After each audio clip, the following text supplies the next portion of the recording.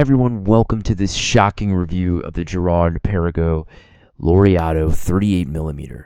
Is this the ultimate luxury Laureato, or is it a huge disappointment? Ever wondered what makes a luxury sports watch stand out? Well, is the Gerard Perregaux Laureato 38mm really worth the price tag? Well, buckle up because we're diving into this iconic timepiece and watching a video by Your Terrific, an awesome YouTube channel. And he's going to be revealing everything that you need to know. The good, the bad, and the super controversial details you won't hear anywhere else. What? Well, how'd that get there? I'm so embarrassed. That's better. Now, let's talk about this watch.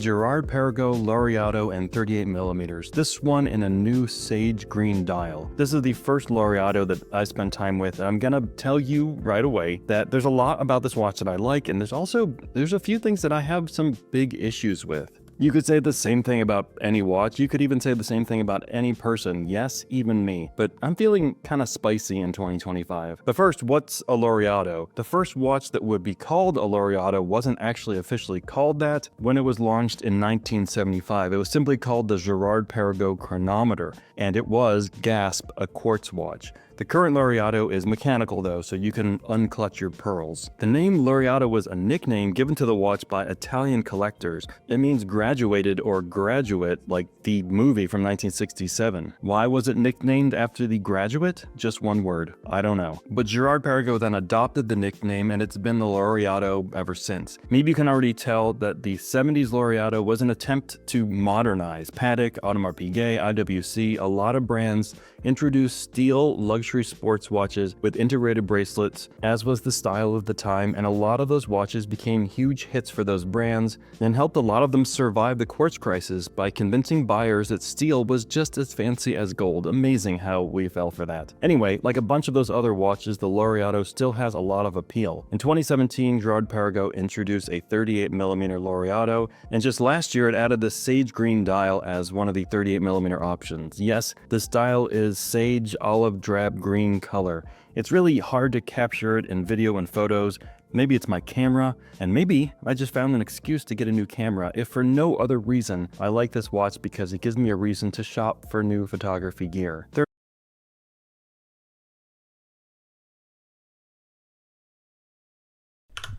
Hey guys, the Gerard Perregaux Laureato 38mm.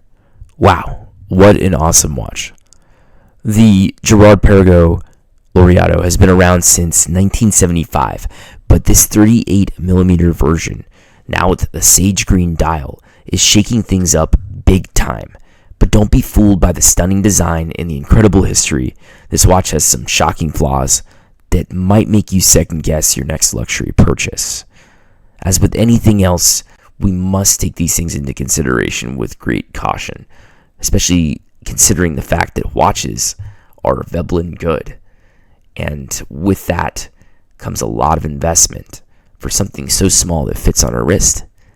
I mean, this watch practically saved mechanical watches from the quartz crisis, or at least to some degree was a form of a Swiss watchmaker savior, so to speak.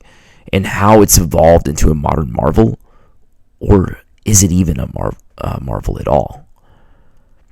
With a sage green dial, the colorway is nearly impossible to capture on camera, but you have to see it in person. Does this dial live up to the hype? It has a big, pricey problem. This watch is at $14,900. It really is a question of whether or not it delivers the quality that you'd expect for that kind of money. I mean, what's really inside it? And why do some features feel like a letdown? The bracelet, though, however, looks very familiar. Just earlier, you saw a Patek Philippe here. Like, pretty much all I could think of when I see this bracelet. As far as this goes, I mean, this review by Your Terrific is phenomenal. Take a look at his channel. And everyone, let's just dive in and continue. 38 millimeters in diameter, a mere 10 millimeters thick, and we can say that it's 44.5 millimeters long across the wrist. The integrated bracelet tapers down to 16 millimeters. It has 100 meters of water resistance. It uses the in-house Gerard Perregaux 3300 movement, and on the bracelet this watch lists for $14,900. There used to be a leather strap option for the 38 millimeter Laureato watches, but now it looks like they're only available on bracelets, which honestly is really the only way you should wear this watch in my unsolicited opinion. Now, how is it on the wrist? Well, I expected it to feel larger. I wear watches all the way down to 36 millimeters, and usually integrated bracelet watches feel larger than their diameter. That's the case because the bracelets are wider at the case than more traditionally shaped watches. But on my 7-inch wrist, which is 7 inches around and 7 inches in circumference, I find this small. I find it too small, in fact. It feels fine, it feels good, but stylistically, I'm not into it. I'm a little surprised by that. Again, I wear smaller watches all the time. I think it's a combination of the diameter and the 10 millimeter thinness and kind of the dramatic taper of the bracelet. It all is just a little too small for me. So I enlisted the help of my wife, Dr. Mrs. Terrific. My special lady has a wrist that is 5.75 inches in size and around and in circumference, and that's about 150 millimeters. She likes this size, and I think it looks pretty good. At times, I think it looks too big on her, and then from other angles, I think it looks kind of perfect. If anyone knows how to handle a large object, it's my wife. But I'd say if you've got a wrist between 6 and 7 inches, this 38 millimeter size could be ideal for you. Ideal in size. Is it ideal in every other way? Let's see. The watch is finished well. The octagonal bezel has a circular brushing on top, and it slopes down, and it has polished edges on the sides and on the circular base of the bezel.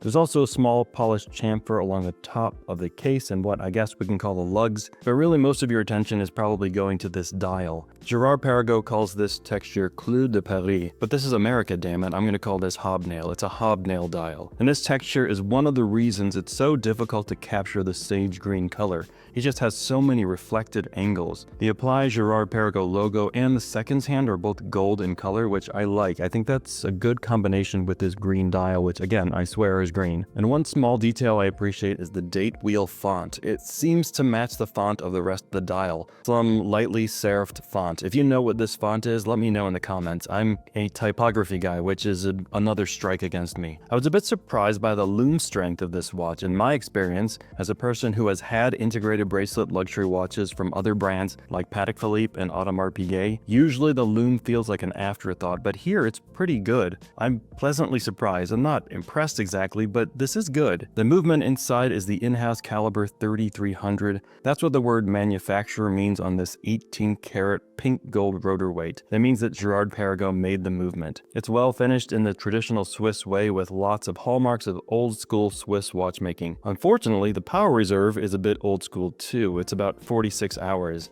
and the movement is not rated to any specific accuracy, which is not great. The movement is one of my issues with this watch. I expect more for $15,000. I suspect that Gerard Perregaux may be looking at other movements in similar watches from competition and thinking that this looks pretty good by comparison. Maybe Gerard Perregaux is thinking that $15,000 seems like a relative bargain for a watch like this, an integrated steel sports watch from an old school Swiss watchmaker. And maybe Gerard Perregaux is right, but I ain't feeling it. In 2017, the steel Laureato on a bracelet was $10,400. I realize that 8 years ago was a lifetime ago, but nothing about this watch has changed except there's a new dial color. What's changed is that some of the competition is now unobtainable, so now everything obtainable has moved up in price. That's how they get you. Now, I'm not saying I don't like this watch. This is a finely made watch from a storied watchmaker with a strong pedigree, no doubt. You'd be lucky to own a watch like this. But, and you know I love buts, what I'm saying is that for $15,000, there are a few things I'd need this to have. First, a movement with a longer power reserve and a chronometer certification of some kind. It doesn't have to be COSC, but it needs some kind of guaranteed rating. Second, even though this is a very light watch, there should be some kind of adjustment system in the clasp.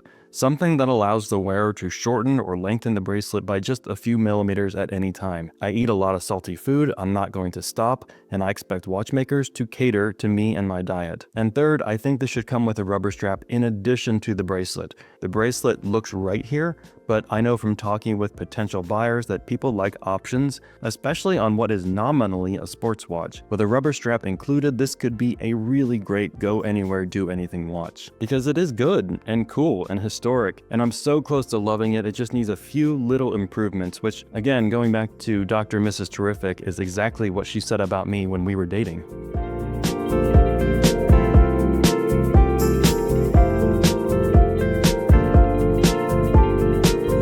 What a awesome review. Actually, matter of fact, what a terrific review from the YouTuber You're Terrific. This watch is pretty fascinating. I mean, the movement, the loom strength, the bracelet design, whether or not this watch has what it takes to compete in today's competitive luxury market. And this is a $15,000 beauty. However, I personally would say no. Is it worth it? Well, let us know what you think below in the comments. I mean, it's not as perfect as it seems. It does seem like very nonchalant and low key, but the lack of certification, the lack of specialty features, I mean, even the design, it does seem slightly rough compared to, I don't know, let's say a Rolex. That being said, I mean, this could be part of your watch collection. And maybe it's the ultimate watch for a collector. But I don't know. That's not my opinion. Anywho, this is Chronosapien and Daniel speaking. And don't forget to hit that smash and like button. Or matter of fact, don't forget to smash that like button. I think I said that wrong. If you love watch reviews like this, and comment below your thoughts. Is this a perfect sports luxury watch? Or does it have critical flaws that make you walk away?